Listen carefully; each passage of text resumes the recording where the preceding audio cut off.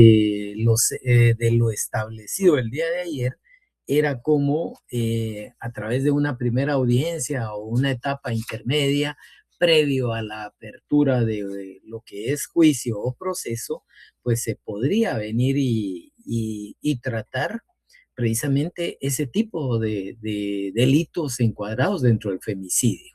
Esto por un lado. Por otro, también tomemos en consideración que señalaba que no aplican, y para el caso de femicidio, es importante analizar que el criterio de oportunidad no es aplicable para este tipo de delitos, ya que al momento en que se pueda venir a invocar y encuadrar este tipo de delitos que tienen el carácter de culposos como tal, la violencia en sus distintas manifestaciones no va a permitir precisamente que se pueda gozar de dicho beneficio.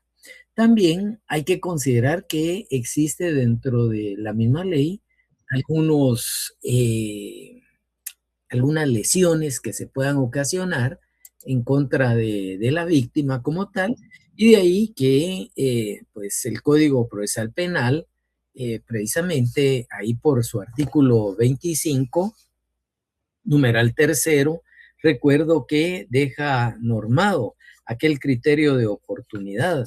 Entonces, en el numeral tercero, claramente que en los delitos de acción pública, cuya pena máxima de prisión no fuere superior a los 5 años, con excepción de los delitos tipificados en la ley contra la narcoactividad, básicamente, pues el Ministerio Público puede entrar a considerar y no va precisamente a dar ese criterio de oportunidad como tal.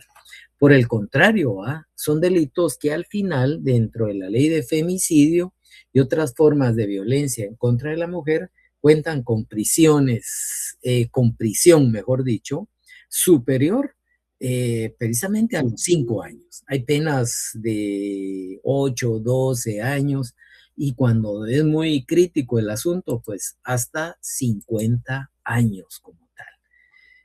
Otro de los aspectos que al final se entraban a considerar es de que dentro de este tipo de delitos mencionamos que hay que encuadrar, oígase bien, algún tipo de protocolo.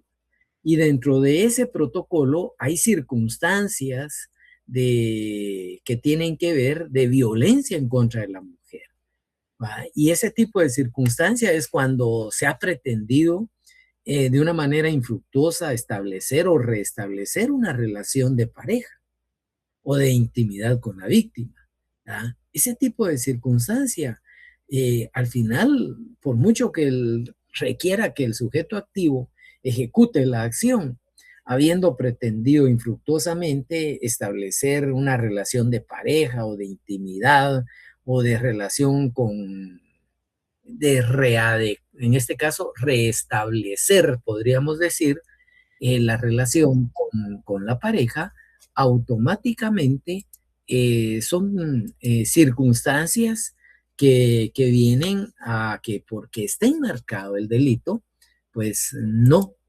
precisamente se suspende o no goza de algún tipo de beneficio como tal. El Ministerio Público va a impulsar de oficio la continuidad del delito como tal. También mencionamos aquellos criterios en cuanto a querer mantener en la época en que se perpetró el hecho, por ejemplo, mantener con la víctima relaciones o con sus familiares, o si hay una convivencia de noviazgo o solo una convivencia de intimidad o una convivencia precisamente de aquel tipo de relación de amistad o compañerismo laboral, educativa o religiosa. Dijimos que ese tipo de circunstancias requieren que el sujeto entonces haya mantenido con anterioridad y sigue siendo encuadrada como violencia en contra de la mujer. Bueno, el menosprecio al cuerpo de la víctima, en este caso, o el resultado de aquellos ritos grupales como tal, precisamente pues aquellos ritos hacia altares profanos de fe, como la Santa Muerte, que en algún momento se llevan y mantienen una circunstancia que al final, se utilicen armas o no, pues nos llevan a que sigue estando tipificado como un tipo de violencia en contra de la mujer como tal. Y no digamos la misoginia. Recordemos que es una circunstancia que implica odio, que implica menosprecio, implica subestimación como tal, ¿ya? Hacia la víctima, ¿ya? Y por el solo hecho de ser mujer. Entonces, ya de ahí, este tipo de circunstancias como tal deben de entenderse que generan un daño, ¿verdad? Y que ese daño hacia la víctima es enmarcada como misoginia como tal. Pues no se está respetando la condición de mujer, se está subestimando por ser mujer y al mismo tiempo no existe respeto hacia lo que es precisamente eh, la dignidad o el cuerpo de la mujer. Bueno, ese tipo de antecedentes nos llevan a que pues podamos enmarcarlo como parte de aquel tipo de procesos que nos llevan a que en cualquier etapa en la presentación de la demanda, el tema de la audiencia o bien en la audiencia intermedia o en el debate oral y público, pues se va a tratar de buscar precisamente eh, las pruebas indispensables, aquellas pruebas idóneas y sobre todo antes de la audiencia, principalmente en la audiencia intermedia, se va a buscar que para efectos de la identificación de algunas circunstancias, de algunos hechos que se pretendan probar como tal, pues nos lleva a que ahí es donde debe de ofrecerse la prueba como tal. ¿Verdad? Una audiencia que al final los jueces deben de entrar a considerar si la prueba es idónea, si la prueba es pertinente como tal y cuáles podemos catalogar como pruebas idóneas, ya sea el peritaje del médico forense, el peritaje del psicólogo o bien de aquel peritaje de un psiquiatra como tal, y esto para poder determinar si hay misoginia, si hay una relación desigual de poder como tal. El peritaje sociológico viene a determinar sobre aquel contexto social entre la víctima y el victimario. ¿Ya? Es puramente tipo de conducta dentro de una sociedad como tal. ¿Ya? Por separado, recordemos que hay un peritaje de perspectiva de género, ya podemos también estudiar aquellos peritajes antropológicos como tal, o bien aquellos peritajes de cultura, debiendo el ente fiscal orientar precisamente ese tipo de conducta social entre hombres y mujeres en una comunidad X. Ante este escenario, entonces, podemos ver cómo al final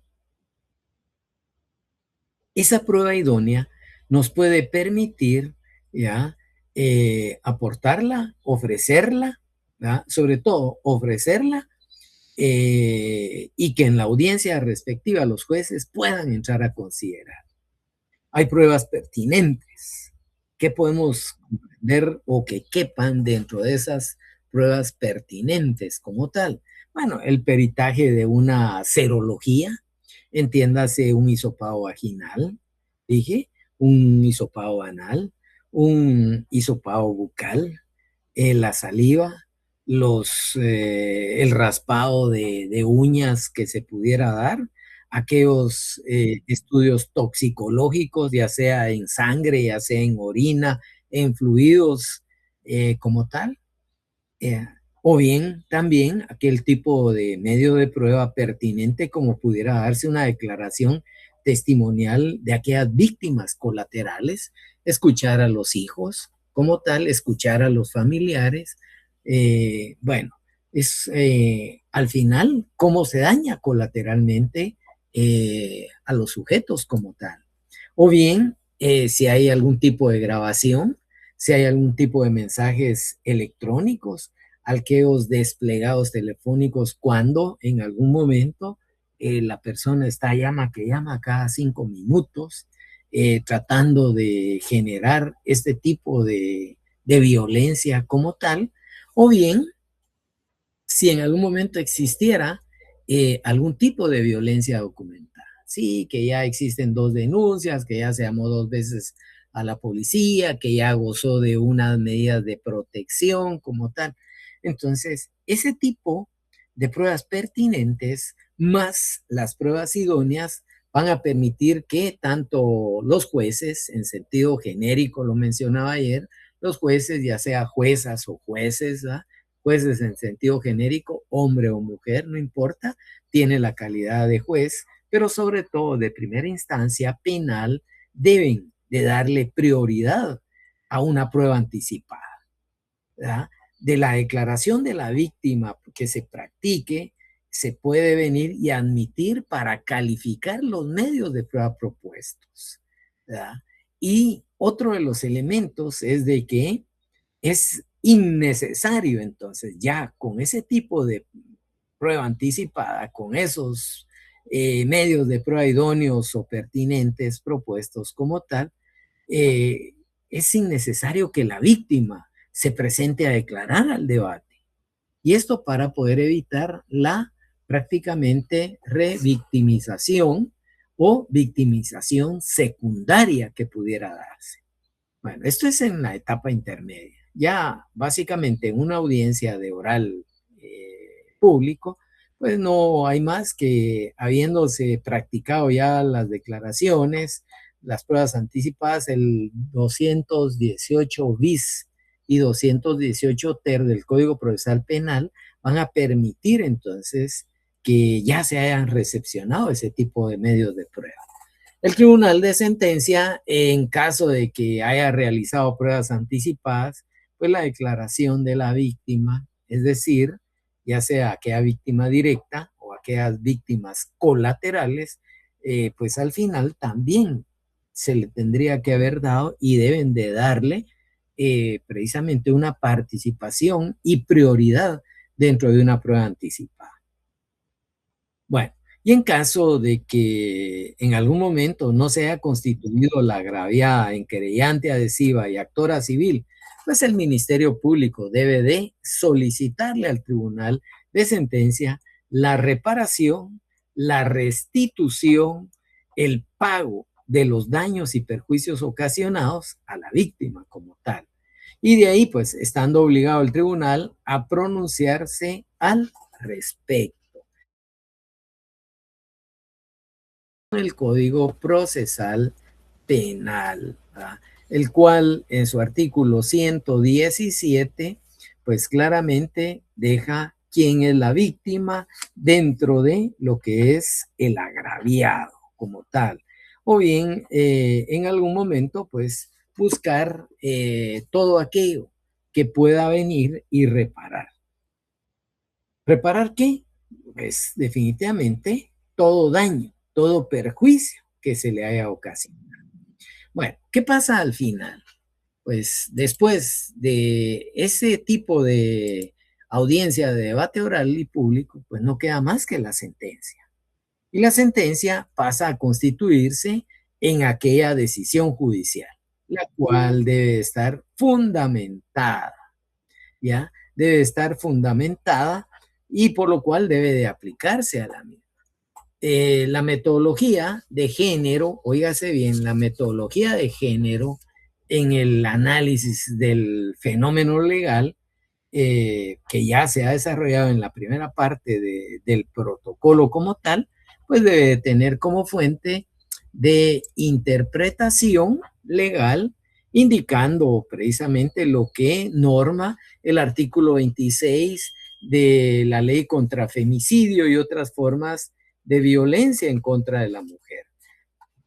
Y aquí tenemos que tomar en consideración ese decreto 22-2008, en su artículo 26, deja normado fuentes de interpretación. constituye fuente de interpretación de esta ley lo establecido en la Constitución Política de la República de Guatemala y en los convenios y tratados internacionales sobre derechos humanos, aceptados y ratificados por el Estado de Guatemala.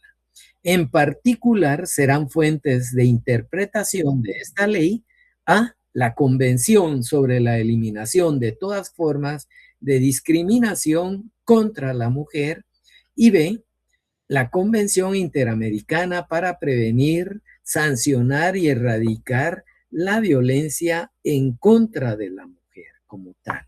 Bueno, ya ahí podemos ver entonces cómo ese tipo de normas tienen que ver con la Convención Interamericana precisamente de derechos para erradicar la violencia y todo tipo de violencia en contra de la mujer.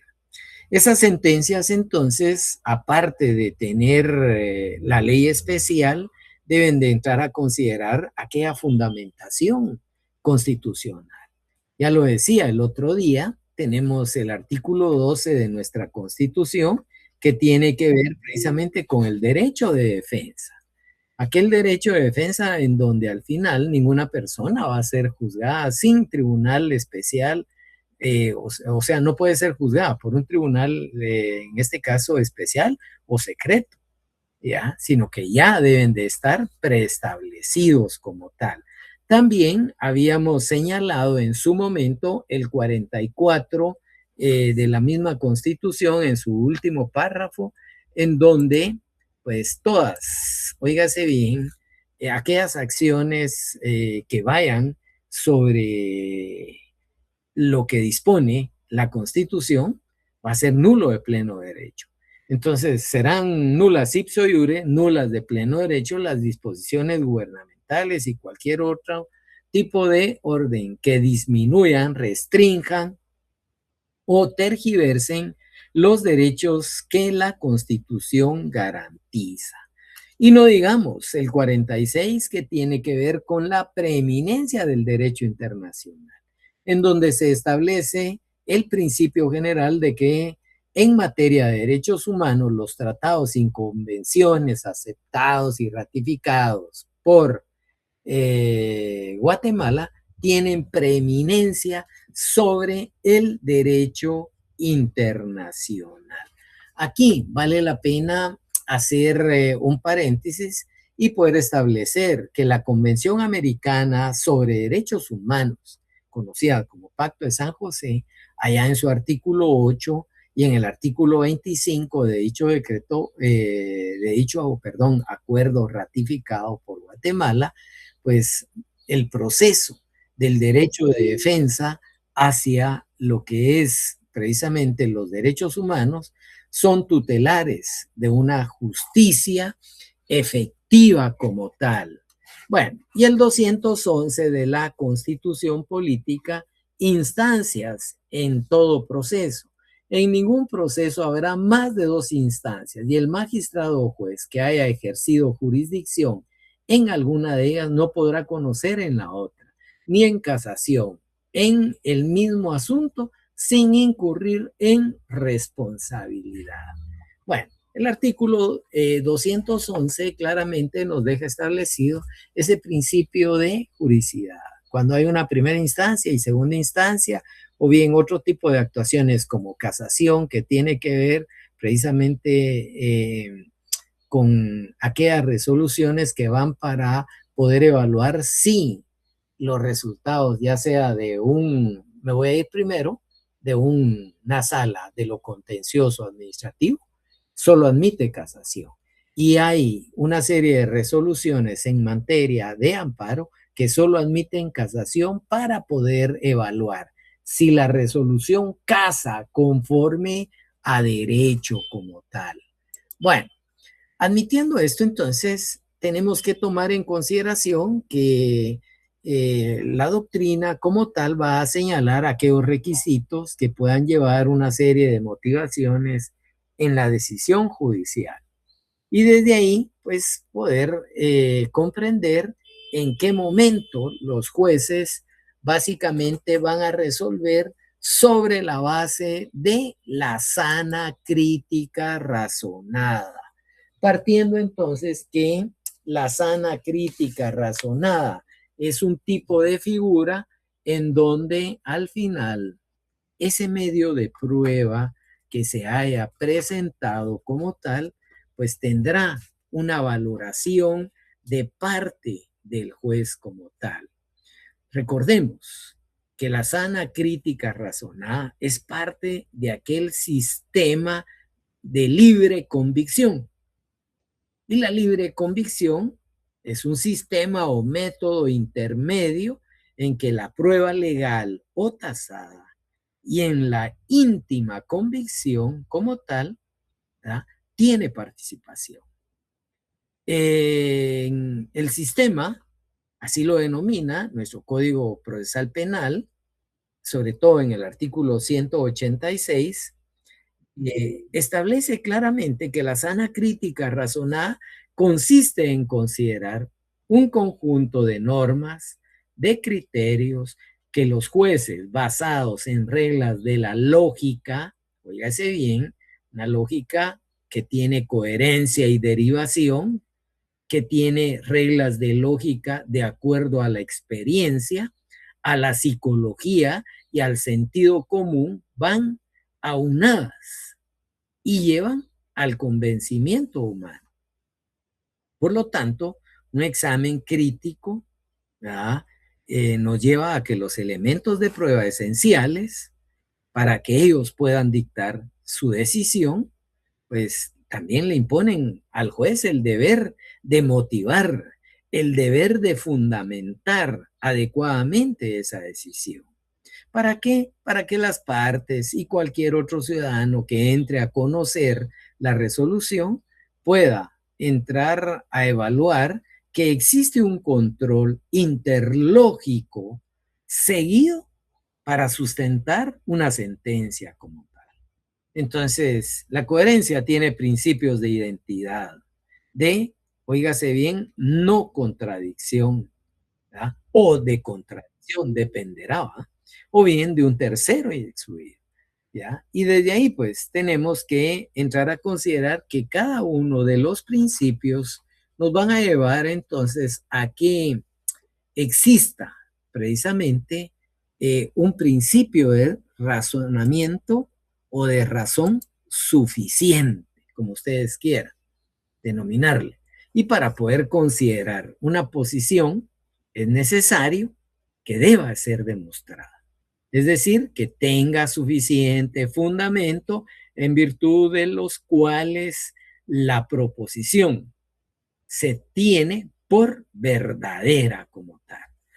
Valorar esa prueba bajo ese principio de razonación o de razón suficiente, pues nos da aquella fáctica declaración que pudo haber sido aportada por un testigo o por otro medio de prueba como tal. Bueno, menciono esto porque al final esos criterios nos llevan a que, pues, si hay violencia en contra de la mujer, tiene que tener ese tipo de circunstancias que en algún momento he señalado, ¿verdad? Aquella forma de, pues, poder determinar la misoginia, aquella forma de poder mantener si hubo una serie de hechos de maltrato, de presión como tal, para el solo hecho de subestimar a la persona como tal, a la mujer como tal. Ante ese escenario, entonces, podemos ver que también, así como hay delitos de violencia en contra de la mujer, vamos a encontrar delitos que tienen que ver con violencia económica. Ya también habíamos señalado que cuando se entra a menoscabar, se entra a limitar o se entra a restringir algún tipo de bien, ¿ya?, para que la mujer lo pueda utilizar o disponer de sus bienes, de sus derechos patrimoniales como tal, pues, pero estos se restringen, se menoscaba la disposición o los derechos que tiene sobre los bienes patrimoniales o aquellos derechos, o se le limita un derecho laboral, por ejemplo, o se le restringen los derechos patrimoniales o laborales. Ese tipo o núcleo de elementos que al final son objetivos nos dan un supuesto que viene a formar verbos rectores que pueden describir la conducta típica, menoscabar, limitar, restringir, ¿ya? Y ya de acá, ese tipo de conducta nos lleva a que fácil puede existir el encuadramiento, la punición de una coacción, una conducta de un delito como tal. Y nuestro Código Penal reconoce ese tipo de limitaciones, principalmente allá por el artículo 214 como tal. ¿Y qué implica? Bueno, pues que hay una coacción. Y cuando hay coacción, ¿verdad? Es cuando, sin estar legítimamente autorizado, mediante un procedimiento violento, en algún momento, no solo violento, puede ser intimidatorio, puede ser o cualquier otra forma o mecanismo que se utilice para poder hacer que la mujer tenga la limitación, no pueda disponer, no haga como tal. Y desde ahí, no solo la ley de femicidio, sino que también nuestro Código Penal enmarca esa punibilidad de una sanción que puede ir con prisión de 6 meses a 2 años como tal, pero más aquello que en algún momento la misma ley de femicidio pueda establecer. También vamos a encontrar aquel otro tipo de violencia económica cuando normalmente a las mujeres se les limita no solo el uso de documentos que respalden algunos bienes patrimoniales, o bien en algún momento cómo se pueda poner en riesgo ese patrimonio de la mujer, o se pueda examinar una responsabilidad de cualquier naturaleza que el sujeto activo ha cometido.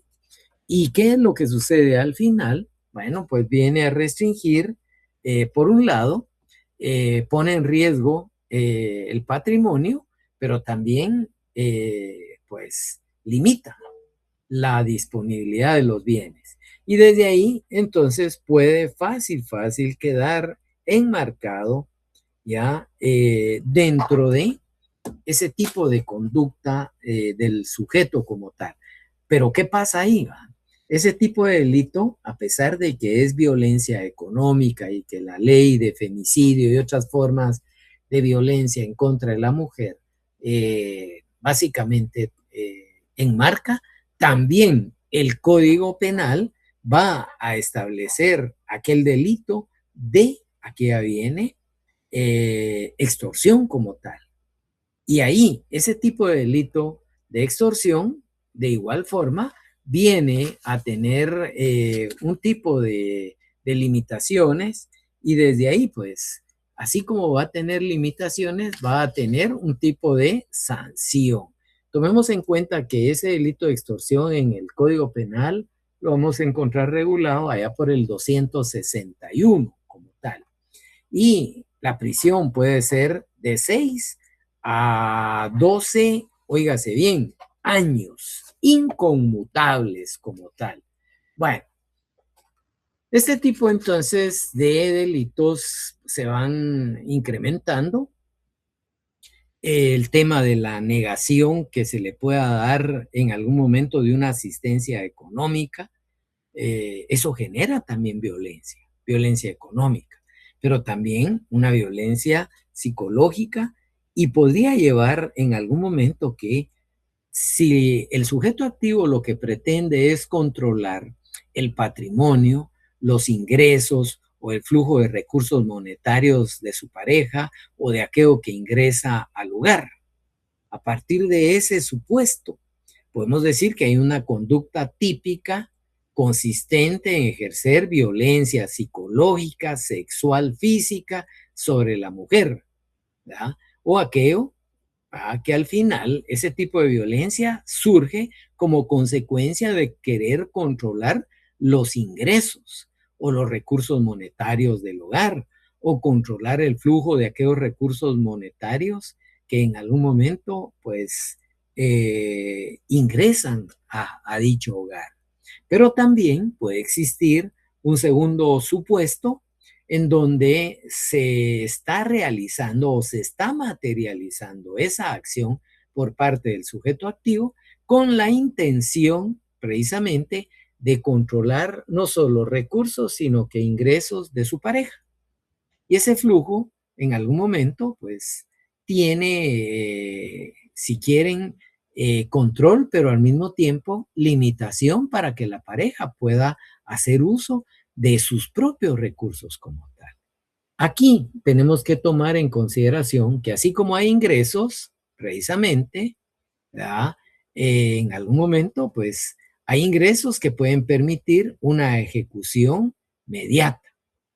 El flujo viene a implicar un círculo de ingresos y gastos con mayor inmediatez. Óigase bien, el flujo, ingresos y gastos. Pero al final, los flujos de ingresos únicamente se quedan como ingresos. Bueno, aquí, indistintamente de la forma mismo en que se actúe, tenemos que entrar a considerar que, pues, eh, este tipo, oígase bien, de formas de poder trasladar, si ustedes quieren, el encuadramiento de este tipo de delitos, el Ministerio Público como tal, en algún momento, pues conlleva a poder evaluar la magnitud del daño que se viene a ocasionar, ¿verdad?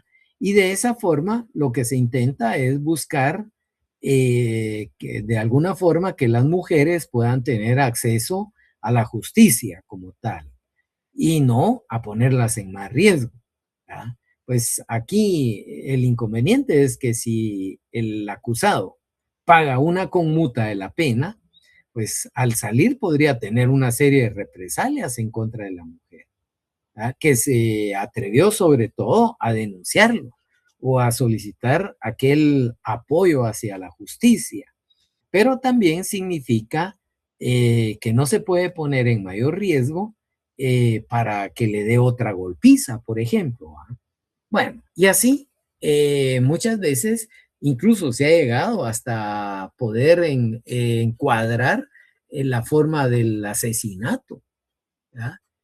Entonces, a estos sujetos, como tal, a este tipo de acusados, lo que se busca es limitar que tengan el acceso inmediato, que no cometan otro tipo de hechos encuadrados como delitos en contra de la mujer. Y para ese tipo de situación y para efectos de poder reconocer aquellos ciclos de violencia en contra de la mujer, pues es para evitar que cada vez se dé de mayor forma precisamente un delito como tal. Bueno, partiendo de esto, podemos entonces ya reconocer que existe una serie de retos para poder mejorar eh, o darle respuesta a ese tipo de delitos de femicidio y de violencia en contra de la mujer.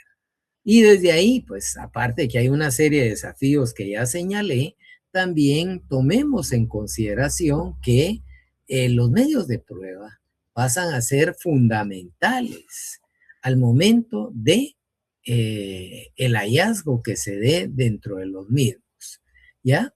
Y uno de los principales medios de prueba dentro de este tipo de delitos pasa a ser la declaración, ¿ya? Aquella declaración testimonial aquella declaración, ya sea de la víctima, de víctimas colaterales o de testigos como tal. Y de esa cuenta, entonces, se debe de entrar a mediar. ¿Para qué? Para que exista un mecanismo de control sobre aquellos testigos. Y para el efecto debe de trasladarse un examen directo de testigos, un interrogatorio directo que al final muchas veces es comparado con una película.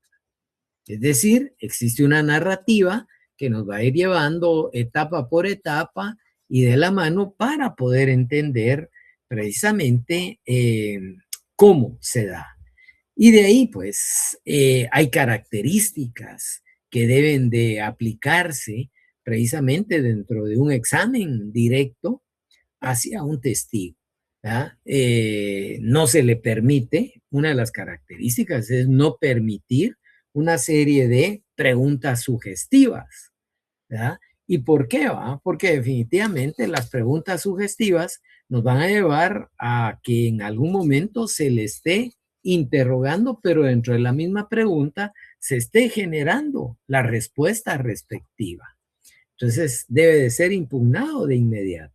Uno, en calidad de la parte querellante, respaldando a la parte querellante y se ha propuesto, tiene que tener especial cuidado.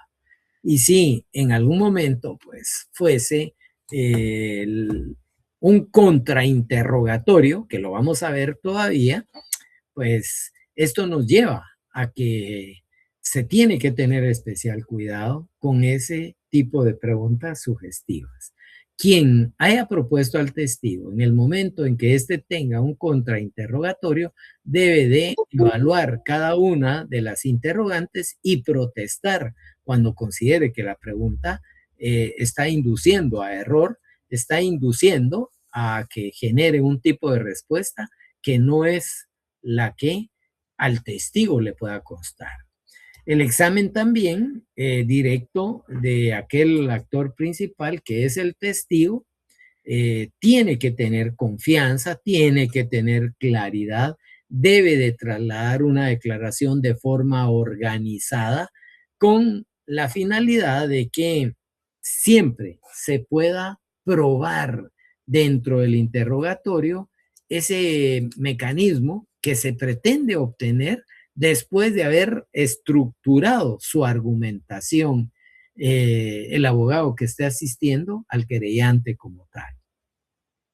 Hay principios básicos, entonces, dentro de esas características, la confianza, la seguridad, la organización que en algún momento se tenga, que el mensaje sea sencillo, que tenga una velocidad y un ritmo a la hora de declarar, que sea coherente, que no sea aburrido, que no sea un relato muy extenso como tal, al mismo tiempo el poder establecer o acreditar que el testigo tiene su documentación, que se le pueda escuchar de forma respetuosa al testigo en algún momento, ¿ya? Esa modulación de voz, esa apariencia física de presencia y estilo, también son fundamentales dentro de un testigo como tal.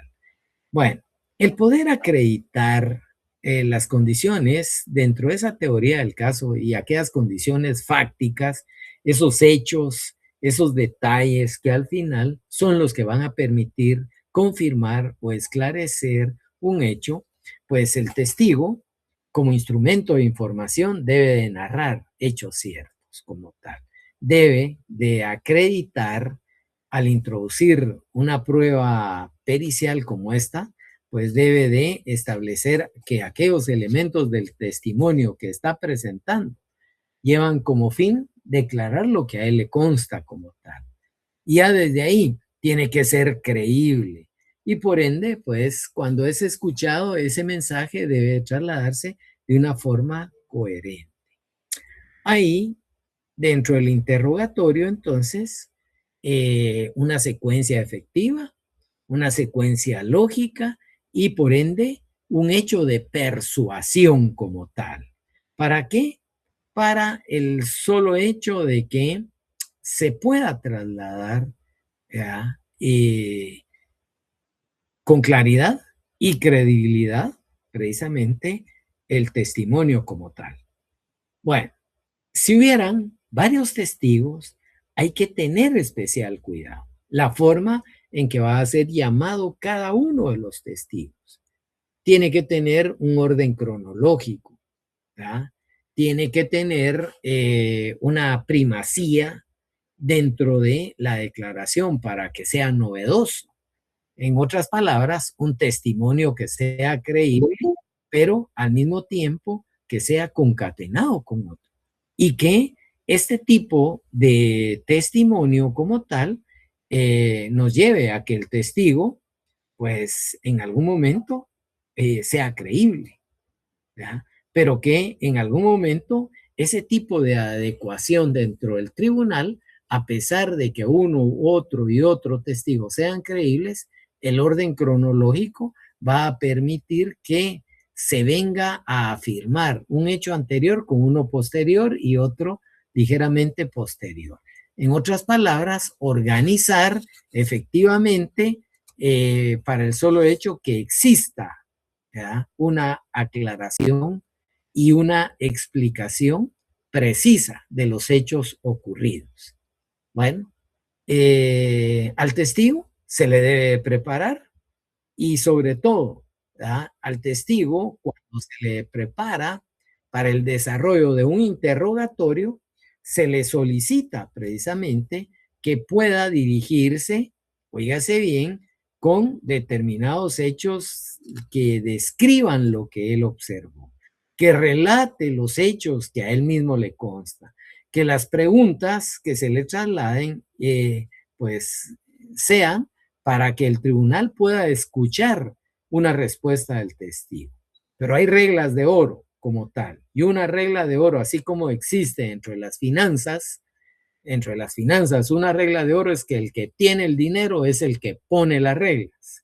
Dentro de el derecho probatorio, la prueba o regla de oro es siempre decir la verdad como tal. Cuando alguien se traslada con la verdad, las diligencias que van a trasladar van a tener un soporte, van a tener precisamente un respaldo sobre aquel hecho que se esté narrando. Y para que esto tenga certeza, casi siempre el juez, como tal, en sentido genérico, juez o jueza, va a tomarle el protesto respectivo, el famoso nomen juris, ¿ya?, que al final será castigado, ¿ya?, si no se dirige con la verdad, será castigado bajo el principio nomen juris, es decir, va a ser juzgado por falso testimonio como tal.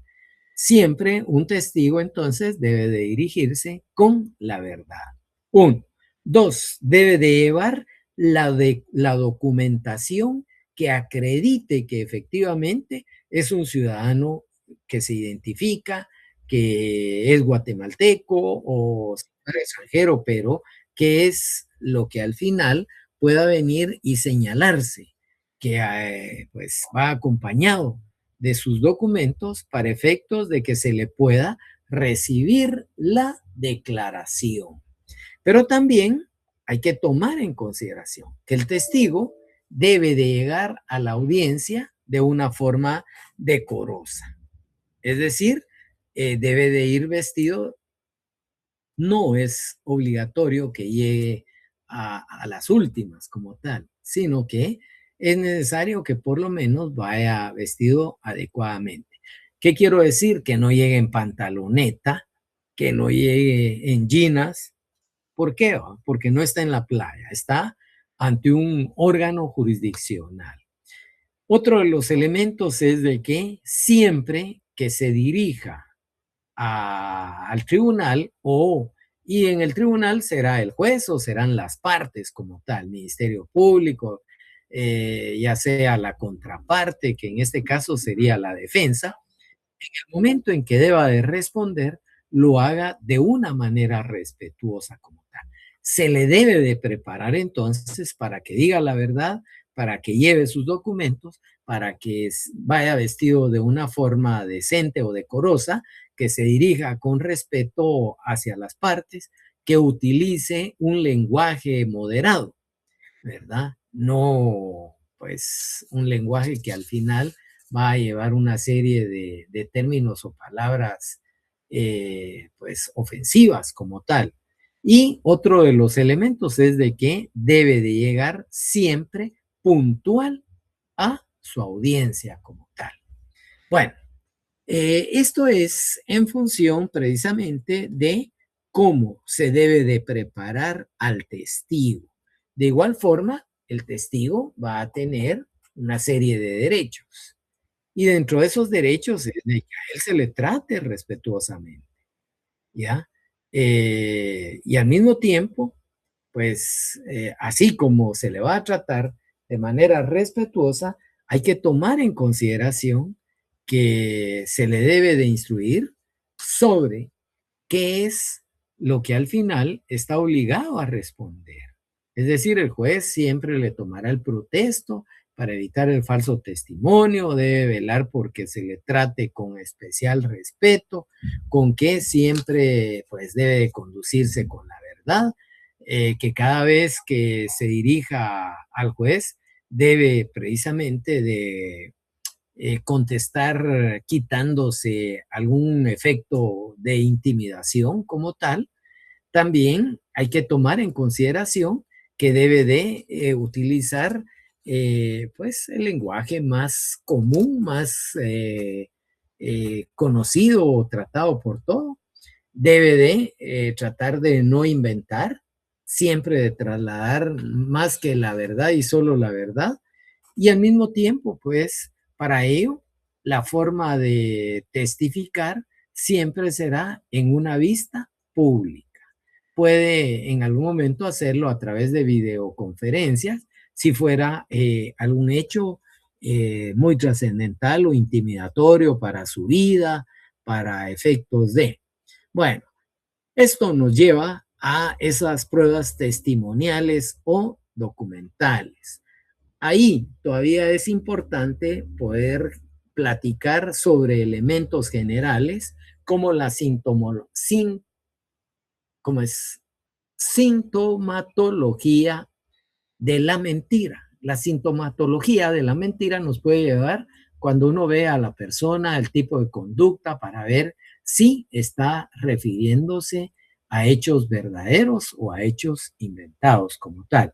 Y al mismo tiempo, ese tipo de teoría de la sintomatología de la mentira nos va a servir para el solo hecho de poder generar un contrainterrogatorio. Bueno, partiendo de esto, antes de entrar al tema de la sintomatología de la mentira, es indispensable que pueda trasladarles algunos anuncios. Primero que nada, tomemos en cuenta que solo tenemos clases el día lunes y el día martes, lunes 22 y martes 23, y ustedes se examinan el miércoles 24 como tal. Dicen que en guerra avisada no hay hombre muerto, ¿ya? Y cuando digo que en guerra avisada no hay hombre muerto, pues solo tengo que trasladarles que ustedes en algún momento realizaron dos tareas. Los casos de trata de personas y aquellos casos por lavado de activos como tal. Bueno, ¿por qué menciono? Porque si bien es cierto, yo les platiqué algo acerca precisamente de el tema de la teoría sobre la ley especial de la niñez y ahora sobre femicidio, pues debemos de tomar en consideración que tanto niñez como femicidio no van a ser objeto de evaluación para ustedes. Ustedes solo tendrán precisamente trata y lavado. ¿Mm? Óigase bien, ¿ya? Trata y lavado. Sobre eso vamos precisamente a trabajar el examen, en este caso final, ¿ya? Bueno, y el tema, femicidio. Bueno, el tema precisamente para central del día de hoy tiene que ver con femicidio. En otras palabras, pues en el link de asistencia, cuando les piden el tema, es femicidio. Pero eso es visto hoy. Entonces, dejo y pregunto, ¿queda claro que ustedes van al examen solo con dos leyes especiales, lavado y trata de personas? ¿Queda claro eso? Claro, eso. Clarísimo. ¿Sí? Bueno. Yo creo, insisto, guerra avisada no hay hombre muerto. Entonces, yo dejaría precisamente... Sí, licenciado, gracias. Bueno, yo dejaría, pues, sencillamente que los temas a abordar para el miércoles serán esos. Claro, yo todavía debo de finalizar lunes 22 y martes 23 temas relacionados, siempre finalizando el tema de la sintomatología de la mentira, el contrainterrogatorio y las otras pruebas documentales en el tema de femicidio. Y luego, pues el día martes yo esperaría que me dé chance a platicar algo sobre las escuchas telefónicas como tal. Bueno, esto por un lado. Por otro, es importante, solo dejo por ahí que quisiera que se quedara Karen Michelle Obando Cifuentes, que se quede Elvis Dipitón Valdés, que se quede conectado también Claudia Lorena Girón, que se quede conectada Fátima Gabriela, no sé si es Lucas Vázquez. Por favor, necesitaría de ahí, pues para todos les deseo buen fin de semana. Feliz tarde. Gracias, Feliz tarde, licenciado. Muchas gracias, buena tarde.